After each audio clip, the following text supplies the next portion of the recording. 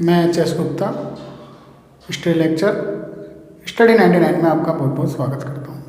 देखिए दोस्त, हम कल मुगल वंश पढ़ रहे थे और हमने बाबर की पानीपत विजय पढ़ ली थी। हमने देखा था कि किस प्रकार पानीपत के मैदान में बाबर फतेह कर लेता है और इब्राहिम लोदी को हरा देता है। इब्राहिम लोदी का वहीं पर ईंटों का मकबरा बनाता है और उसे दफन कर देता है। और जो ही वो ईंटों के मकबरे को दफन करता है और पानीपत की विजय करता है, तभी उसके मुंह से निकलता है कि काबुल की गरीबी अब हमारे लिए नहीं। देखिए दोस्तों, बाबर काबुल को घोर गरीबी का देश मानता था। मानता क्या था? काबुल गरीबी का देश था ही, क्योंकि काबुल में जो इनकम का जो सोर्स था, जो दोस्तों मुख्य रूप से तमगा नाम का कर था। तमगा नाम का जो कर था, ये आयात निर्यात पर कर लगाया जाता था। एक व्यापारिक कर था, सीमा शुल्क वाला कर था। और मेन जो आय का स्रोत था काबुल में, वो ये तमगा ही था। देखिए दोस्तों, जब काबुल वापस पानीपत की विजय के बाद पहुंचता है तो एक एक चांदी का सिक्का, एक चांदी का सिक्का जिसका नाम है शाहरुखी, ये प्रत्येक काबुल के निवासी को बांटता है और इसीलिए इसको कहा जाता है कलंदर। कलंदर मतलब जो ज़्यादा ध्यान देने वाला होता है, भामासा होता है, दानी होता है, उसके लिए कलंदर उपाधि का प्रयोग हम यहाँ पर करते हैं। देखिए, यद्यपि मैंने आपको ये बताया था कि बाबर अपने आप को तैमूर कहलाना पसंद करता था और मंगोलों की वो भर्त्सना करता था, उनको बर्बर जाति के रूप में उसने उल्लेख किया है। लेकिन फिर भी दोस्तों 1526 के अंदर उसने मंगोलों की एक उपाधि थी, उसका नाम था खाकान। और मंगोलों का ये लकब मीन्स उपाधि, मंगोलों का ये लकब उसने धारण किया 1526 में ही। इसके अलावा दोस्तों, पानीपत की विजय के बाद वो तुरंत बाद सबसे पहले निजामुद्दीन औलिया की दरगाह पे जाता है। सूफी संत हैं, चिश्ती संत हैं निजामुद्दीन औलिया। और इसके तदुपरांत इसके बाद वह बख्तियार काकी की दरगाह पर जाता है। दोस्तों, इन दोनों की दरगाह पर जाता है और इसी समय हुमायूं के द्वारा बाबर को कोहिनूर हीरा भेंट किया जाता है, जिसे बाबर वापस हुमायूं को लौटा देता है आगरा के अंदर। अब देखिए दोस्तों, हम आगे समझने के लिए पहले एक बार भारत का मैप बना लेते हैं।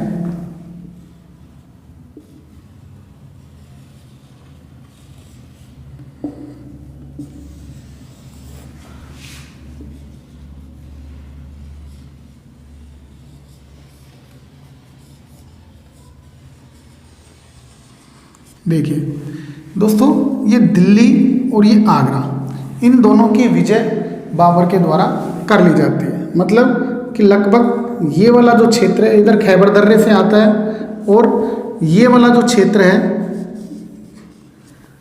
बाबर के अधिकार में आ जाता है। और यहाँ पड़ता है दोस्तों राजस्थान में एक स्थान बयाना, और ये राजस्थान का इधर मेवाड़ है। यहाँ मालवा की रियासत है और इस मालवा की रियासत का पहले एक भाग हुआ करता था चंदेरी, इस समय मेदिनी राय का यहाँ मेवाड़ में सांगा का अधिकार है। यद्यपि दोस्तों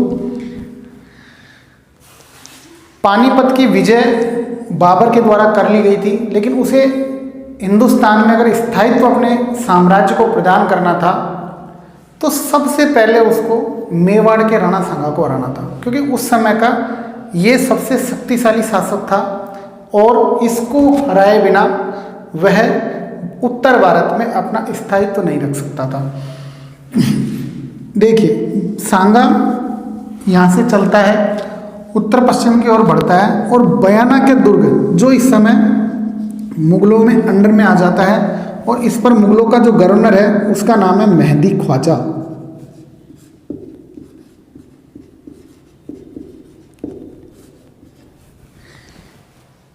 इस मेहंदी ख्वाजा मुगलों का गवर्नर है।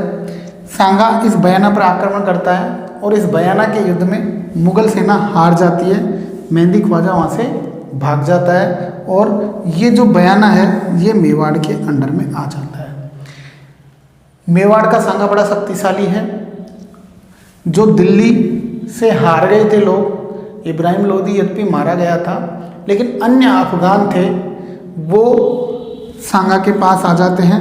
इनमें मुख्य रूप से तो जो महमूद लोदी है ये इब्राहिम लोदी का भाई है और अब ये दिल्ली का सुल्तान बनना चाहता है। ये बाबर के पास आ जाता है। उधर से बंगाल का जो इधर से जो रायसीन का शासक है सलहदी तंवर, ये रायसीन का है, ये इब्राहिम लोदी का छोटा भाई है।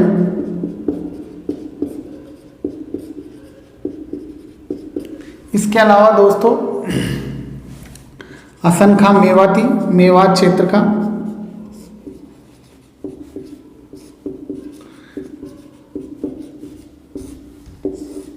आ जाता है। अब युद्ध होगा सांगा और मेवाड़ के, सांगा और बाबर के मध्य। सांगा चूंकि शक्तिशाली था, इसने पुरानी जो पाती परेवन की परंपरा थी उस परंपरा को जीवित करता है दोस्तों ये।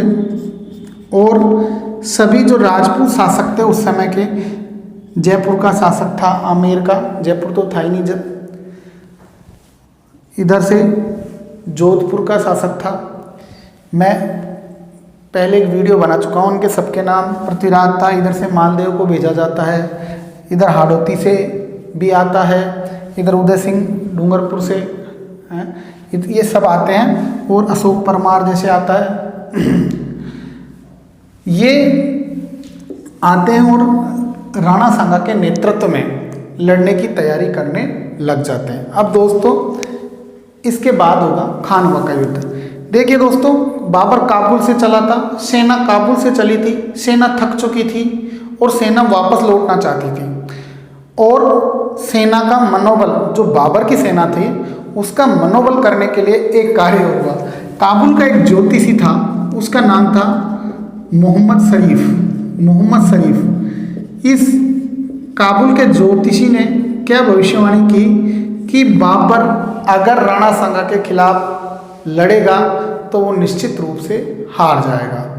और ये भविष्यवाणी जब सैनिकों में फैली तो सैनिकों में और भी डर फैल गया और सेना लड़ने के लिए अब तैयार नहीं थी। बाबर ने एक बहुत अच्छा सा भाषण तैयार किया। भाषण में कहा कि एक आदमी अगर एक कार्य को उठाने का जिम्मा ले लेता है तो जब तक पीछे नहीं हटना चाहिए उसको, जब तक कि वो अपने उद्देश्य को, अपने कार्य को पूरा नहीं करता है। वो कहता है आज के बाद मैं शराब नहीं पीऊँगा, क्योंकि इस्लाम में शराब की पाबंदी है, और मैं तमगा जो कर लगा रखा है सैनिकों से वो तमगा कर भी नहीं वसूल करूँगा।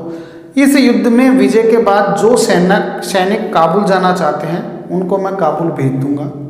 इसके अलावा दोस्तों इस प्रकार से, और वो इस युद्ध को जिहाद की संज्ञा देता है। धर्म युद्ध, जिहाद का अर्थ होता है धर्म युद्ध, ये जिहाद की संख्या देता है। इस युद्ध में विजय के बाद बाबर ने गाजी की उपाधि धारण की थी। दोस्तों गाजी होता है धर्म युद्ध का विजेता, और इस युद्ध को उसने जिहाद नाम दिया था।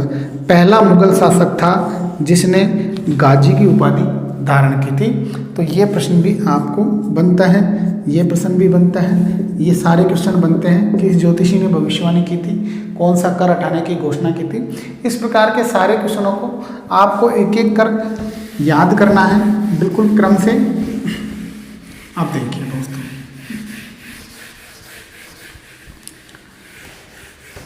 16 मार्च 1527 को खानवा का युद्ध होता है। ये खानवा पड़ता है भरतपुर, राजस्थान के भरतपुर जिले की रूपवास तहसील में गंभीरी नदी के किनारे है। और इस रूपवास भरतपुर में युद्ध होता है। देखिए दोस्तों, इस युद्ध में मलिक कासिम और मुनीम अतका खां, ये बाबर की सेना जो तुलगमा पद्धति से लड़ रही है, उस सेना का इन दोनों के द्वारा नेतृत्व किया जाता है। और ये सेना बाबर की जो सांगा की सेना थी उसको हरा देती है, क्योंकि मुगलों के पास तोपखाना था लेकिन राजपूतों के पास तोपखाना नहीं था।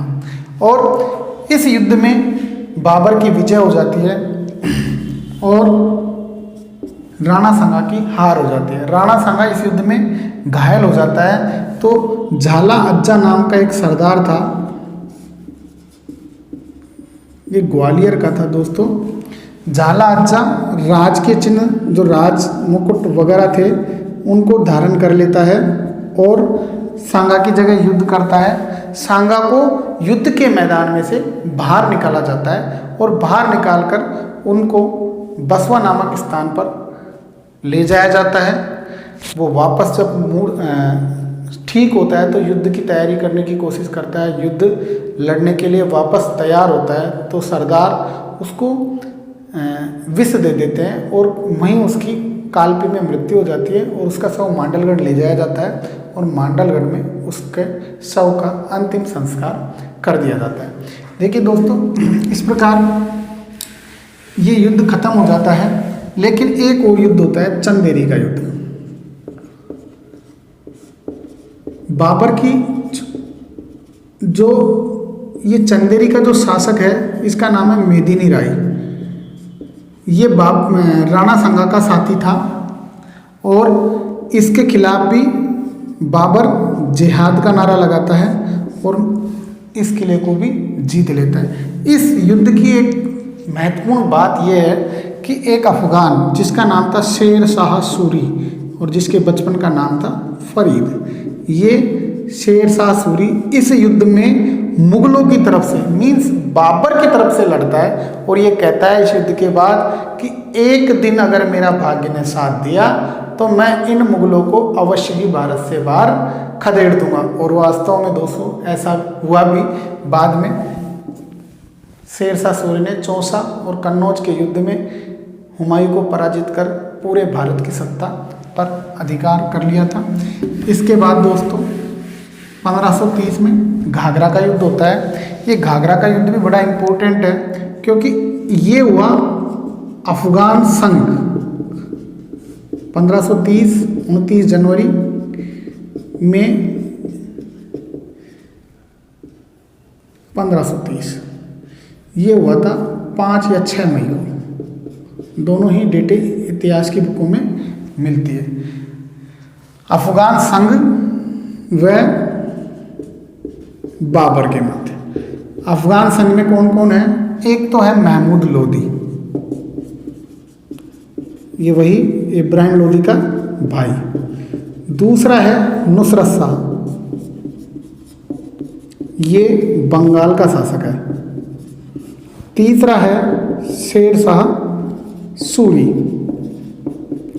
लेकिन दोस्तों शेर शाह सूरी इस युद्ध में भी बाबर का इस महमूद लोदी का मन से साथ नहीं देता है, क्योंकि उसको ये पता था कि इसको हारने के बाद मैं अफगानों का नेता बन सकता हूँ, क्योंकि राजनीति में कोई किसी का नहीं होता है। इब्राहिम लोदी ने भी यही कहा था कि राजा का शासक का कोई संबंधी नहीं होता है। देखिए इस युद्ध में इनकी हार हो जाती है, लेकिन फिर भी अफगान पूरी तरह नष्ट नहीं होते हैं और एक तरीके से बाबर और अफगानों के बीच समझौता हो जाता है और 25% हिस्सा अपने साम्राज्य का अफगान वजहदारों को बाबर के द्वारा दे दिया जाता है। बंगाल के शासक से भी समझौता हो जाता है, बिहार के शासक से भी समझौता हो जाता है। इस प्रकार अफगानों की जो समस्या थी इसको बाबर ने हल नहीं किया, बल्कि इसको अनसुलझा छोड़ गया। शेर शाह सूरी के बारे में हुमायूं से बाबर ने कहा था कि ये अफगान बड़ा चालाक है, इससे बच के रहना, लेकिन उसने सलाह तो दी, लेकिन इनको समूल नष्ट करने का प्रयास नहीं किया और ये बाद में जाकर समस्या बनी हुमायूं के लिए, और हुमायूं को अपने राज्य और शासन से एक बार हाथ धोना पड़ा। बाबर की 1530 में ही दिसंबर माह में मृत्यु हो जाती है, और मृत्यु में भी दोस्तों बड़ी रोचक कहानी है मृत्यु के जो कारण हैं वो इतिहासकारों के द्वारा भिन्न भिन्न मिलते हैं। एक तो अबुल फजल जो अकबरनामा का लेखक है, उसने कहा है कि बाबर एक बार हुमायूं बीमार होता है और हुमायूं की बीमारी को दूर करने के लिए ही बाबर ने अपनी जान त्यागी थी। तो इस कहानी को आधार मानकर वो कहता है कि बाबर की जो मृत्यु है अपने प्रिय पुत्र के लिए किया गया बलिदान है। गुलबदन बेगम भी यही कहती है, लेकिन अंततः उसका निष्कर्ष ये होता है, वो ये बताती है कि जिन चिकित्सकों ने बाबर का उपचार किया था अंतिम दिनों में, उन चिकित्सकों का ये कहना था कि बाबर की जो मृत्यु थी वो इब्राहिम लोदी की माँ के द्वारा दिए गए विष से हुई थी। डॉक्टर एस आर शर्मा हैं, उन्होंने एक बुक लिखी है बाबर की मृत्यु के ऊपर, the story of Babar's death. उसमें उन्होंने जो ये हुमायूं के लिए कि प्राण त्यागे थे, अब्दुल बका साहबाई नामक एक संत के परामर्श से, कि ये बिल्कुल निराधार है, असत्य है, इस प्रकार के तथ्य उन्होंने प्रस्तुत इसमें किए। तो इस प्रकार दोस्तों हम बाबर के बारे में पढ़ चुके हैं। अब हम अगला वीडियो इससे आगे जारी रखेंगे, लेकिन एक बार बाबर की मृत्यु के बाद बाबर का मृत्यु और बता देता हूँ। ये आगरा में हुई थी, आगरा में दफनाया गया था, और बाद में इनकी एक बीबी थी, बीबी मुबारक यूसुफजाई, उसके द्वारा आगरा से निकालकर इनको काबुल में दफनाया गया था शेर शाह सूरी के काल में। ये जरूर ध्यान रखना है, किसके काल में? तो शेर शाह सूरी के काल में। और दोस्तों बाबर क्योंकि काबुल में ही अपनी मकबरा चाहता था, वो काबुल की जलवायु को श्रेष्ठ मानता था, वो कहता था कि दुनिया में श्रेष्ठ जलवायु काबुल की है, और इसी प्रकार के विचार वो समरकंद के बारे में भी देता है। इसी के साथ दोस्तों धन्यवाद। अगले वीडियो के साथ फिर कल मैं हाजिर होऊंगा। धन्यवाद।